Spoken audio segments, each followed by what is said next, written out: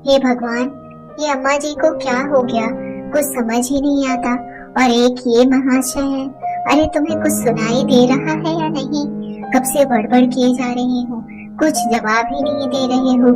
यह सारी दुनिया इस अखबार में ही सिमट गई है तुम्हारी। अनुराधा ने अपने पति रमन को डांटते हुए कहा। हाँ, कुछ कहा तुमने? लो, मैं यहाँ बड़बड़ किए जा रही हूँ और इनको कुछ लेना देना ही नहीं। कान में क्या तेल डाल कर बैठे हो? कोई सुनना पसंद ही नहीं करता मुझे। अरे क्या हो गया, क्यों चिल्ला रही हो सुबह सुबह? हाँ, मेरा बोलना भी चिल्लाना ही लगेगा तुम्हें। अरे मैं तो ये बोल रही हूँ कि ये अम्मा जी को क्या हो गया है। तुम्हें तुम्हारी माँ की फिक्र नहीं है? क्या हो गया माँ को? भली चंगी तो है, कुछ दिनों से देख रही हूँ उन्हें हमारे कामों में कमियां नजर नहीं आती। साड़ी से सूट पर आ गई हैं वो, अंग्रेजी बोलती हैं और तो और आजकल भजन कीर्तन की जगह यो यो हनी सिंह या बादशाह को सुनती हैं। तुम्हें अजीब नहीं लगता? अच्छा, यह तो बड़ी अच्छी बात है, पर मुझसे क्या पूछ रही हो? माँ से ही पूछ लो ना। तुमसे तो बोलना ही बेकार है, मैं खुद ही बात कर लूंगी। ऐसा कहकर अनुराधा किचन में चली गई कि दिन में जब वक्त मिलेगा तब अम्मा जी से जरूर बात करेगी। अनुराधा रमन की पत्नी है और अम्मा जी की बड़ी बहू। अनुराधा के दो जुड़वा बेटे हैं, रोनित और रोहित, जो 13 साल के हैं। वहीं अम्मा जी का छोटा बेटा जयंत और उसकी पत्नी विद्या उसी घर के ऊपर वाले फ्लोर पर रहते हैं। उनके भी एक बेटा और एक बेटी है, विराट और वाणी। अम्मा जी शुरू से ही बड़ी कड़क मिजाज की सास रही हैं। मजाल है कि दोनों बहुएं कुछ कह जाएं, लेकिन पिछले दिनों से अम्मा जी में आ रहे बदलावों को देखकर दोनों बहुएं परेशान हैं।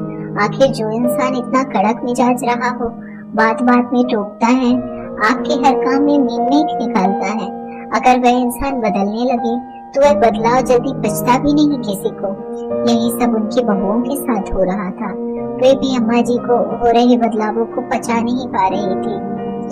आज अम्मा जी तैयार होकर बाहर आई तो सब लोग देखते ही रह गए। फिटिंग सूट पहने, आंखों पर चश्मा, बाल खोले हुए, बिल्कुल टिप टॉप होकर कहीं बाहर जाने की तैयारी कर रही थी।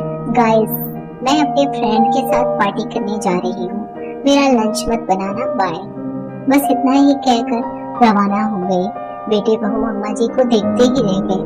भाई, ये अपनी ही अम्मा है ना? अब तो मुझे भी शक होने लगा है। हम ना कहते थे अम्मा जी बहुत बदल गई हैं, लेकिन तुम दोनों भाई सुनते तक नहीं थे। अब तो माँ से बात करनी ही पड़ेगी। और ये नए दोस्त कौन आ गए हैं इनके? बात छोड़ो, चलो पीछा करते हैं। हाँ चलो। ऐसा कहकर उन्होंने अम्मा जी का पीछा करना शुरू किया। करीब 1-1.5 किलोमीटर चलने के बाद अम्मा जी एक छोटे से रेस्टोरेंट में घुस गई। अब अंदर पहले कौन जाए, चारों इसी सोच में लगे हुए थे। इसी उधेड़-बुन में करीबन 10-15 मिनट वेस्ट कर दिए। रमन भैया, आप सबसे बड़े हो, पहले आप जाओ। अच्छा, पर अम्मा ने देख लिया ना तो बैंड बजा देंगी मेरी। अच्छा भाभी, आप जाओ। वाह, माँ तुम्हारी और बलि का बकरा मुझे बना रहे हो। जैन तू छोटा है ना, तू जा। नहीं भाई, दोनों साथ ही चलेंगे। आखिर हिम्मत करके दोनों भाई अंदर गए। वहाँ का मंजर देखकर चुपचाप खड़े रह गए।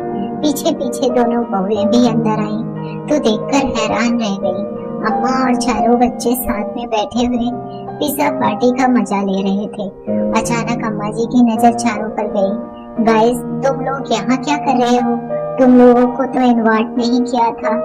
अम्मा, इनवाइट नहीं, इनवाइट इनवाइट, रोहित ने कहा। हाँ वही। तुम लोग यहाँ क्या कर रहे हो? अम्मा, वो कुछ नहीं, हमने सोचा कि हम भी पार्टी कर लें। पर आपके नए दोस्त कहाँ हैं? रमन ने कहा। ये बैठे तो हैं चारों, ये चारों, ये तो आपके पोते पोती हैं। अम्मा, हाँ तो पोते पोती फ्रेंड नहीं हो सकते क्या? पर अम्मा, तुम्हारा पहनावा तक बदल गया, तुम तो ऐसे ना थी। सुनकर अम्मा की आंखों में आंसू आ गए। घर में सबसे बड़ी थी तो छोटे भाई बहनों को मैं ही संभालती थी। मेरी शादी 10-11 साल की उम्र में हो गई थी। मैंने अपना बचपन नहीं जिया। जिम्मेदारी निभाते निभाते बचपन और जवानी दोनों कहीं खो गए, पता ही नहीं चला। जो सास और पति ने पहनने के लिए दिया वही पहन लिया, जो खिला दिया वही खा लिया, जैसे रखा वैसे रह लिया। मन तो मेरा भी जीने को करता था, पर क्या करते, बहुओं के साथ भी कड़क सास बनकर रह ली। घर में सब मुझसे डरते हैं, पर मेरे पोते पोती ने मेरी तरफ दोस्ती का हाथ बढ़ाया। कहते हैं वक्त लौट कर नहीं आता, गलत कहते हैं सब। मेरा वक्त तो दोबारा लौट आया है।